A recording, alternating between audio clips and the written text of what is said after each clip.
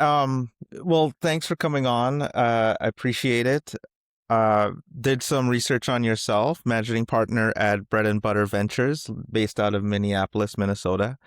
Um, Tell me a little bit about yourself. You're 15 years inside Google and how you got started with Bread and Butter. Well, Johan, thanks for having me on the show. I'm a big fan of your work and appreciate the opportunity to chat.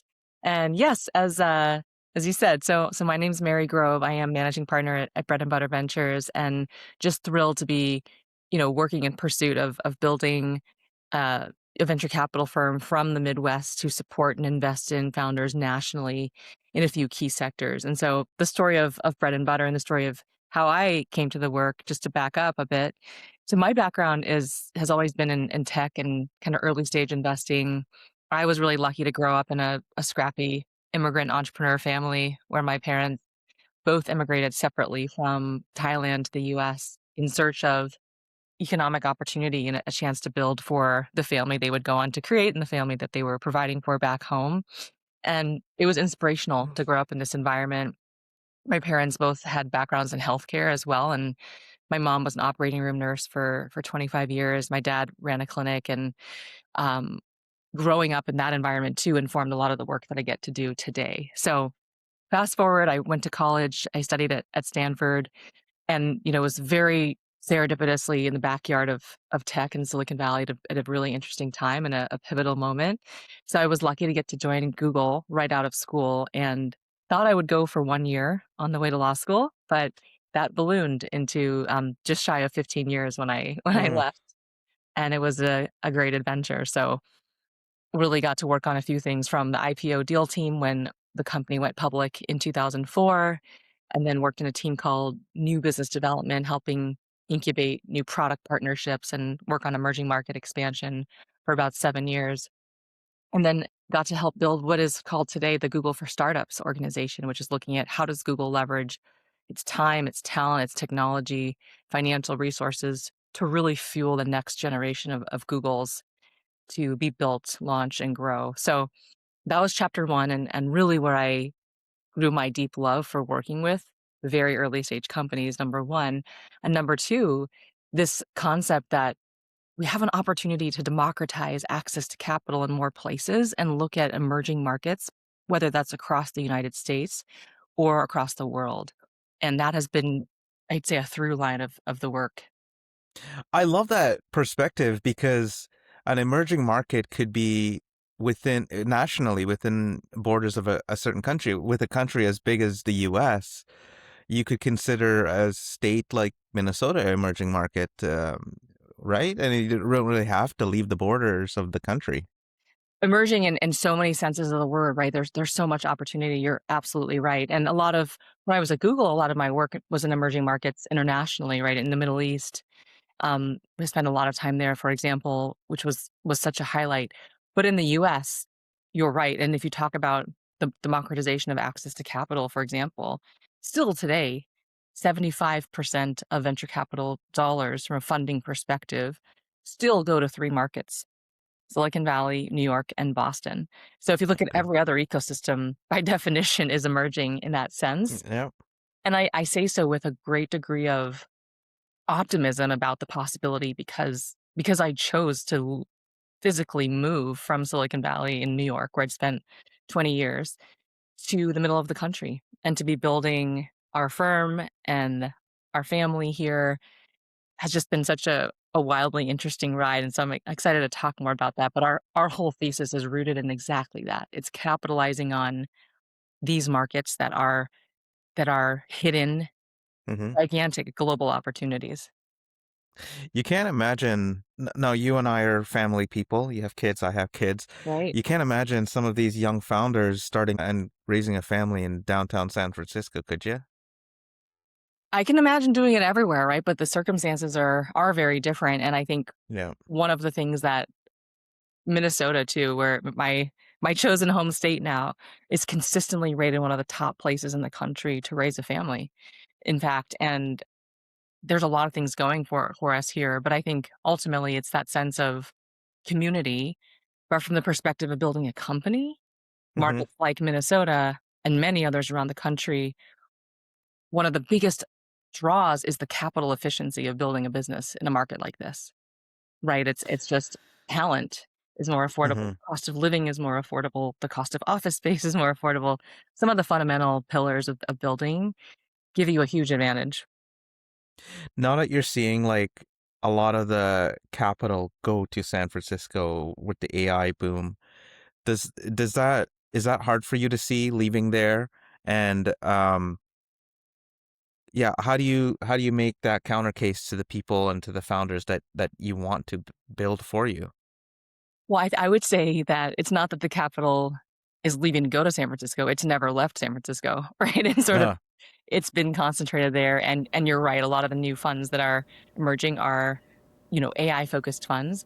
So are we, and I think it's a good thing that there is more, more activity, more funding happening in general, and I really don't see borders, if you will. So from a bread and butter ventures perspective, for example, we invest nationally in companies in three focus areas. So food tech, which is the tech stack of the global food supply chain, digital health, which is the tech infrastructure and tech enabled care delivery side of digital health.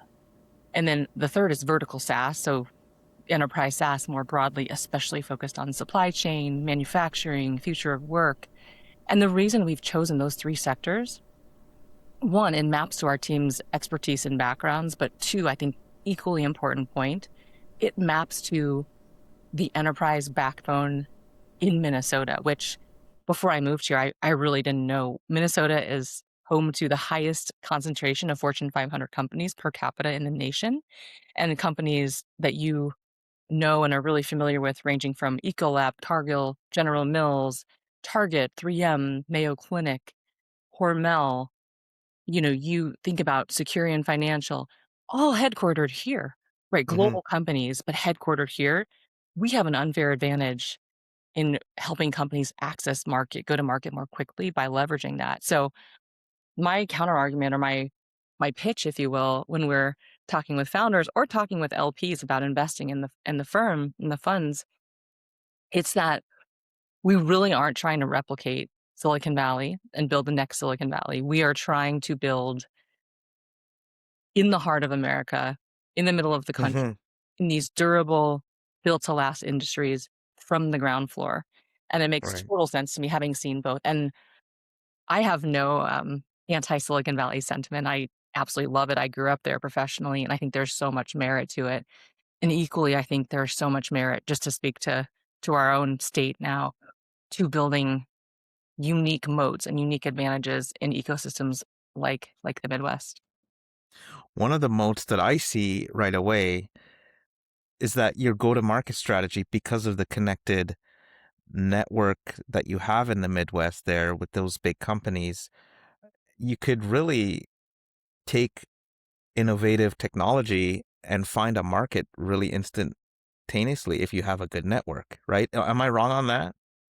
You can access one of the beautiful things that we've built is, how does bread and butter leverage this Minnesota advantage that I speak of? We've done so by building formally what we call the bread and butter innovation circle, which is 19 enterprise partners, large Fortune 500, large enterprise partners, formally working with bread and butter, with our companies, and with each other, right, in support of early stage innovation.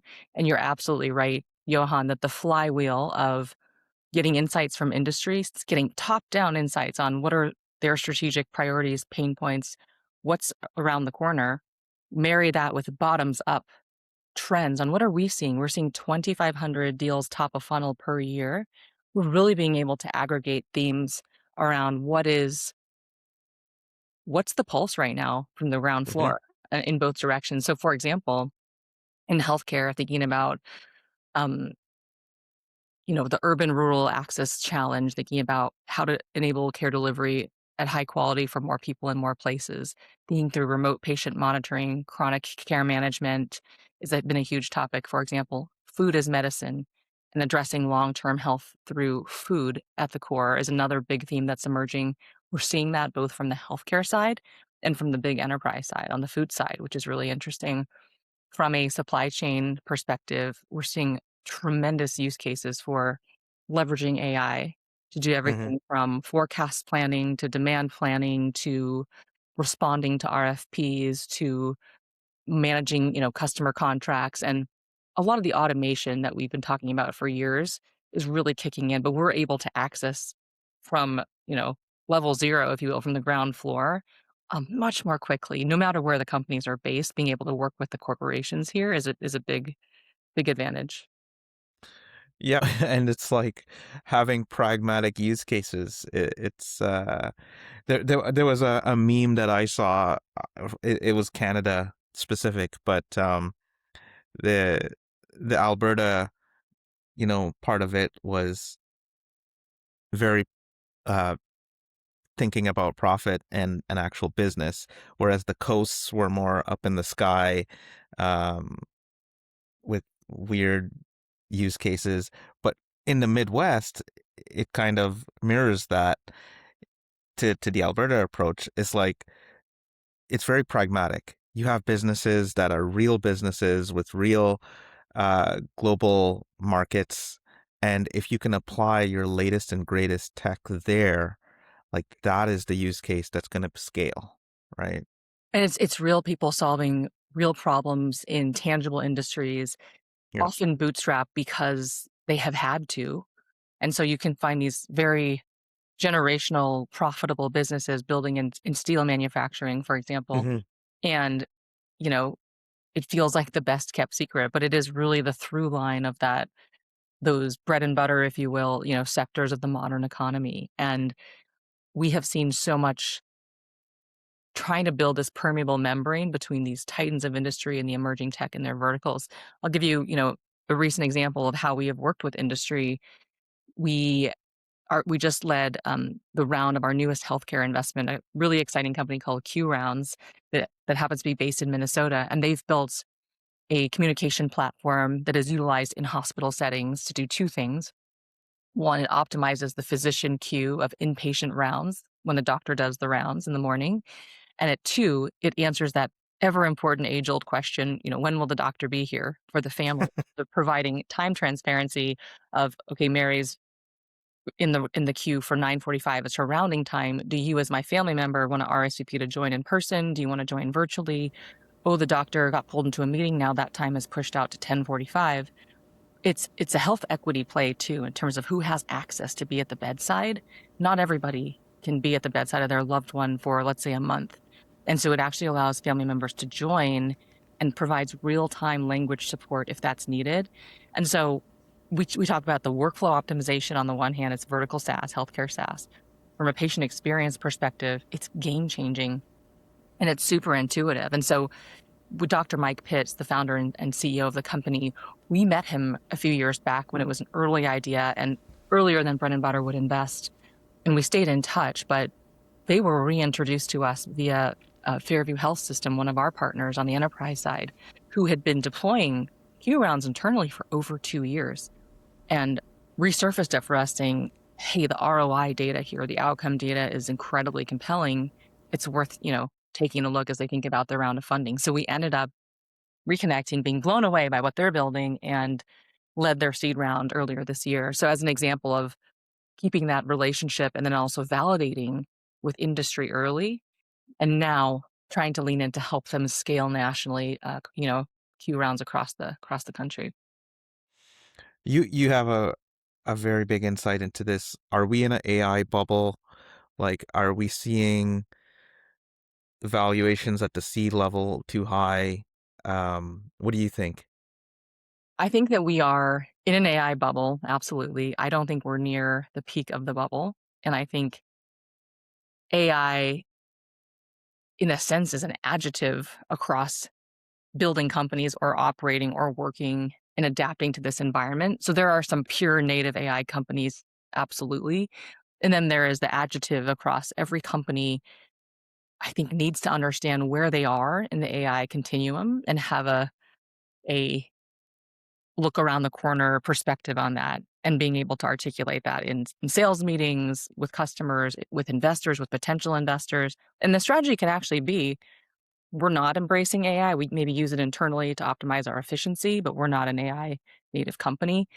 I do think that, yes, you're seeing a lot of the coastal in particular, you know, idea on paper, huge valuation out the gate that we saw in a little bit in 2021 too, and we've seen in previous cycles. But our approach is a fewfold. One, absolutely try to remain fluent, current, educated, testing, building, shipping stuff as a team internally to experiment.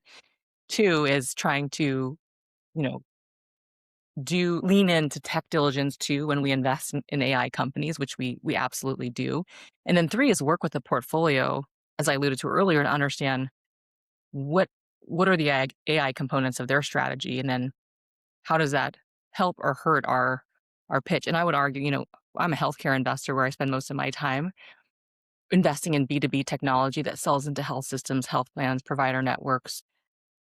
That is a we're in the early innings from an enterprise level adoption still, and some of the companies currently having the most success are not leaning into AI.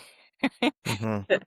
So I think it's part of it is understanding the timing curve and where and when that's gonna land when you have long enterprise sales cycles. So thinking about absolutely dreaming about tomorrow and the future, but also being very pragmatic about what's the business today. I guess, and real benefit to the patients, real benefit to the doctors, and how this technology can actually help. That's an interesting perspective. Were you around for the .com bubble? Do you take well, you don't have to answer that question. It might age I you, was but alive. Yeah. I was in college, and here's the thing. I graduated, I joined Google in 2004 as I, joined as that year the company was going public. And so I have enjoyed for most of my career in tech, we've been in a really strong market minus the 08, 09, the financial crisis, the housing crisis. And that time I was working at Google. So from a venture perspective, we've been enjoying a pretty long run of market conditions. And that's hmm changed. That's, a general statement. I think within specific sectors, things have transformed a lot in the last 6 years with the pandemic as well. Think about, we invest in the food system and in healthcare. And there are actually tremendous tailwinds for both of those industries coming through the pandemic. A lot of investments in telehealth and infrastructure, a lot of investments in supply chain, a lot of investments in, some of the emergency protocols where regulations were momentarily suspended, for example, in telehealth, right? Reimbursements were flowing. A lot of innovation could be tested during that time, actually. So I feel like we're always, it's always cyclical. But if you go back and look at the markets from a returns perspective, the venture fund vintages coming out of those cycles performed extraordinarily well from hmm the dot com, the 08, 09, and even coming out of the pandemic. And so I'm hopeful and confident. It's a great market to be building a company, but also to be investing from a venture perspective. Yeah, and those definitely give you a lot of perspective, and you're just not too focused on one thing. You can see the trends over long term, which I bet is a great skill to have as a VC. Well, and Um, what was your experience in that time, if you from a venture perspective? oh man, I just remember going down the stairs at my local mall and seeing Bill Gates on the TV talking about Encarta DVD CDs and how encyclopedias on disc were the next big thing. And then there was a small kiosk with the internet being demoed on a Netscape Navigator browser with Mr. Starchy Tuberhead. And like it was like the formation 96, 97, the formation of the internet right there, and how people viewed it differently, even a titan like Bill Gates, and how they pivoted too with Internet Explorer. But it, it's just a great. It was so hypey, very hypey at the time. You had the word internet or you had the word web in your name. It was people playing stocks. It felt very similar to nowadays. It really But does. Now the joke is, do you just get the .ai domain, right? I mean, it truly feels, so while I was still in school in that cycle, having lived through and being at Google through the kind of the mobile revolution, cloud computing, quantum, now AI, it does feel like a different era fundamentally has shifted. And, I have 9-year-old twins, and experiencing the world and introduction to tech through their lens, through their eyes, it is a completely different.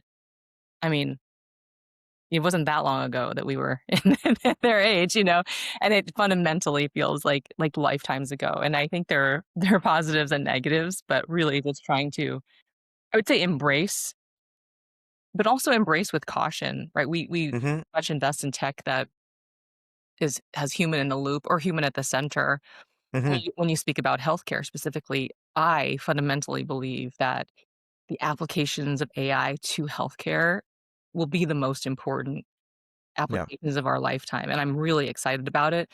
And the caution comes from, it's patient lives at stake, right? And so when in our work with health systems, and health plans, we think through that continuum of applications of AI on the front end to infrastructure, the administrative back end, operational efficiency as one bucket. Then we think about the application of AI to augment things like clinical decision support, where ultimately human is at the center still. And then optimizing care delivery, right? And hmm personalized medicine, and the ability to harness the power of data, which we all know to be so powerful, but so many healthcare organizations simply cannot utilize the treasure trove of data that they have. It's unstructured. There isn't a team internally to support it. And so we've made investments in companies like NimbleMind AI as an example, hmm multimodal data platforms specifically for clinical healthcare data, to really harness the power of it and to standardize it and to utilize it and to be able to train LLMs with it. And so I do think that's the next frontier, and we want to be here on the early side. Yeah, no, I seen an article recently about how AI is helping diagnose things earlier, curing things earlier. It's really amazing how this is helping. Um, do you think, going back to the macro level, like, do you think AI is as big as the internet or bigger in a way? Gosh, that's a great question. I wish I had a crystal ball. I think it I think it could be. It does feel hmm like we've entered a new era, and it's happening fast. I have a lot of, there's I have concern, for example, about the environmental impact and some of the longer term elements that we are talking about as front and center right now. But I do think, and just robotics in general too, has been an area hmm that we've spent a lot of time investing in, specifically currently with respect to our food tech investing and the supply chain and restaurant tech, right? We have an awesome company called X Robotics that is robotics and automation for within the restaurant setting, and they're live with within the pizza preparation line, for example, at restaurants. And just thinking through that future where it feels like, it was a movie 10 years ago, and we're actually seeing from a supply chain, logistics, manufacturing, a lot is happening from the automation side. So I do think it is the next frontier of how we think about labor, of how we think about workforce, of how we think about communication. And I'm very cognizant too that I feel fortunate to be in that generation that I think will have experience and bridge both analog, digital, and I don't know if you want Yes, AI, it's third category, right? We had the I heard of VHS all you the must be way. Gen X. Is You that, must be I don't Gen know X. Yeah. yeah. So it's a fascinating time to be alive. Hey, you know what? We might even be the first generation or one of the generations to also go to spacefaring as well. Like, who knows? Like, this, we still have many years left, right? I know. I know. And on that note, it's like you see all of this abundance in terms of intelligence, in terms of digitization, in terms of our knowledge. Everything is just kind of like exponentially going up. Even scientific discoveries, human productivity. what do we do with all of it? It's just a small little world that we're on. We're on a small pale blue dot here. I know what I think's going to happen. What are your thoughts? Like, what happens to to us as a race, as a civilization? You think you know what's going to happen? Oh yeah, I know what's going to happen. What's going to happen? We're going to be multiplanetary. I think that's the whole thing. Like, we have a lot of abundance in terms of, like I said, all of those different things. Probably energy very soon, and the only thing left is just to leave this planet and do something else with it. I'm not going personally. I like the Earth, but some other people can go. I think it's very likely that there absolutely is life within other ecosystems. I mean, that just a mathematical probability. I I've been really focused lately on trying to be, I think because of this massive shift of digitization so rapidly, I've actually been, and while leaning into that as much as possible, also trying to lean back into the humanity and the human connection Yeah. side and the mindfulness side and the, and trying to raise great humans too, Mm-hmm. just really has made it so poignant, if you will. Yeah. And I think in the because of growing up at Google professionally all those years, I've always hoped to be, such an early adopter and on the aggressive side of all of that. And I remember, my husband was really early at YouTube, and he built out the news and politics team there too. The first time that YouTube was used in a presidential election was the '08 presidential race, and Mm-hmm. was the hope and promise of what the internet, what social media could be in these contexts. And you fast forward, a couple decades later, and you see how that has evolved right into the fake news and some of the challenges of we build so rapidly that sometimes the community parameters around that or the regulatory framework around that isn't built in parallel. And so I think it's trying to step back amidst all the excitement and actually think at a systems level, to your point, about what are the long-term implications and what do we need in place to navigate that thoughtfully before it is a disaster to fix. Mm-hmm. Yeah, it's an exciting time to be alive. What keeps you and I really did like that point that you had about um human centered and AI is really giving people the opportunity to say, do you embrace parts of humanity? You know, like, do you cherish it even? And I think I have a thesis of why, like, the TCG market, the comic market, the collectibles market is doing really well because these are artifacts of human sort of like culture, um, and it's just people equate it with like on a human level, right? Like, they've played games with Pokemon and Magic and all of these different comics, and that's why it's going nuts right now. So that's kind of like my thesis on why that is. I think there's this has been the summer of or the spring of nostalgia for the '90s, Hmm. the big trend of everything from fashion to just the whole concept that if we arrange to meet for lunch at noon, you either show up or you didn't. If I'm running 10 minutes late, I can't just text you and tell you. You have to wait there and wait it out and figure out, do you leave? Do you not? And, just that the beauty of that too, the Yes. serendipity and I think there is a nostalgia for those of us who experienced that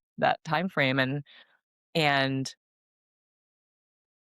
it's it's interesting just to see, will we revert to that a bit more over the coming years. It's funny you mentioned that because that's how I met my wife. I had a date with her and I was, I don't know, 20 minutes late, and she just decided to stick around because she was He was intrigued. um well, she was intrigued, but also like it took her a long bus ride to get there. So it's like, I'll stick around, and she could have gone, she could have left and take another bus and go back, but she stuck around, and that was very human element right there. It was meant to be.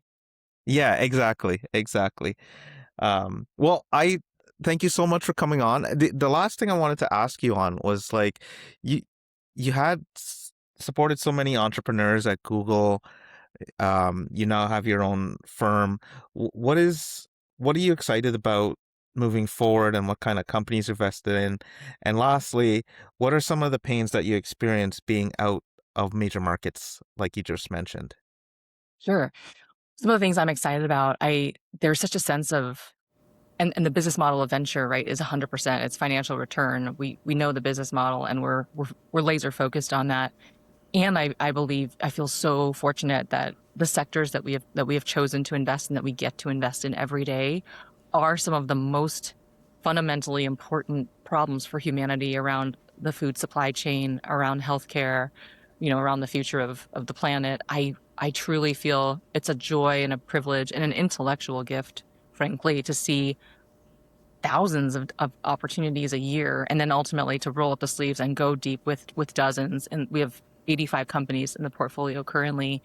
And I could, talk your ear off all day long about some of these solutions and the power of a company that I was meeting, earlier today with Caitlin Christine, the founder and CEO of Gabby, one of our portfolio companies in women's health. And Gabby is a virtual breast specialist, helping women understand their risk assessment and ultimately drive early detection of breast cancer, Hmm. and using an AI powered algorithm, right? And have already driven detections that have saved lives. And when that's the goal, I mean, it's so fundamentally, so I'm really excited about the application of AI in this next era to problems like that, and to some of these most fundamental problems that are, at the end of the day, data challenges in many ways. And so, expect to see us continue to be super active in these areas, and think about, as we usher in the next wave of manufacturing, of supply chain, a lot of these industries are operating with analog infrastructure. And then that shift to digital is transforming over the next, 1, 2, 3, 5, 10 years. And so ventures is well positioned for that. So that's one. Two, to your question about, I love being in the underdog, kind of swimming against the current a bit too, if you will. And what we're trying to do from a venture perspective and the business model, that's not new. What is new is volitionally choosing, is identifying, I think, opportunity, going there and trying to unlock it and harness it nationally from a Hmm. specific place. And that's where I feel we're in the early innings still of our bread and butter thesis around this Minnesota home field advantage and our innovation circle with our 19 partners. We're 6 years into that strategy now of building and leveraging that corporate network.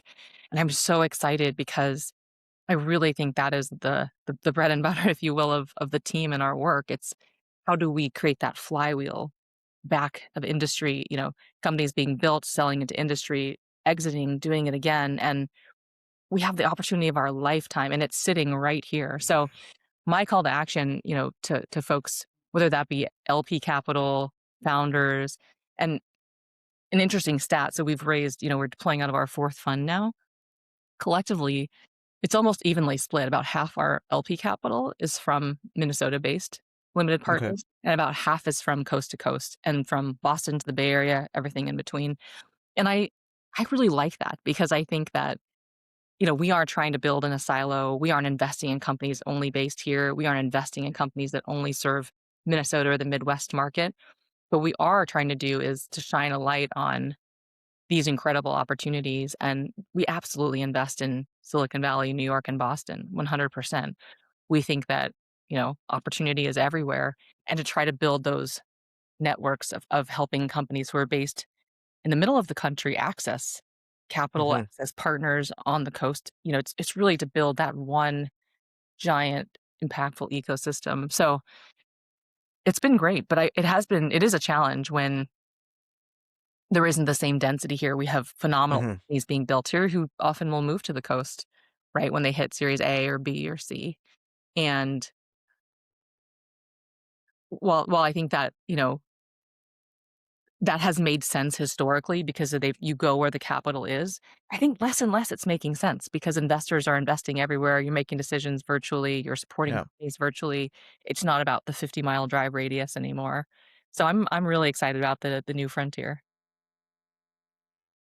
Yeah, and it seems like I just picked up on it, but like you seem to be doing a lot for women's health, which is like, a lot of on it's chronically been underfunded, in certain ways. I talk to other founders like that, serving that ecosystem, moms, who apparently are well, not apparently, I know this for a fact, the biggest spenders in the household. So, Controlling the economic spend of the United States. Yes, it is women who control that largely by the percentages, moms from a household purchasing perspective. And yes, it's interesting because we have quite a large women's health portfolio, and another company, Delphina, in the maternal health space, AI powered, maternal health platform that does maternal fetal monitoring to predict complications using AI, and then to create and execute a care plan, right, to help. Um, another great example, but I do think that women are half the population. So we're not when we talk about underserved market, it's underserved absolutely from an investment perspective, but from a user perspective, it's maybe the greatest economic opportunity wow. of our time, right? It's to build for the other half of the population. And I'm so excited because a lot of the healthcare models currently have been trained using data that's not uh, diverse. Hmm. And you talk about Gabby, the breast cancer detection company I mentioned earlier, their algorithm is built on the largest, most diverse data set in the world, which is so exciting, right? Because it's the current algorithms for breast cancer risk assessment were not trained using data of people who look like me. Hmm. And so that's just a really fundamentally exciting thing where, all this data exists. The ability to harness it, to structure it, and to use it uh, is where we're focused. That's so cool, and that's a absolutely great sort of perspective and thesis. So thanks, Mary, for coming on. I'll let you get back to your idyllic life out in Midwest, and Come visit us, please, and I thank you so much for this opportunity. It's such a fun conversation, and yes, to anyone listening, I really just, it's inspiring to see opportunities in other places, and would just invite all of you to come spend time with us in Minnesota or virtually, right? breadandbutterventures.com is our website, and we do have open office hours there that you could book to have a virtual chat with any of our partners. We'd love to get to know you and just do more together. So thank you for the time, Johan. you're welcome, Mary. Thank you.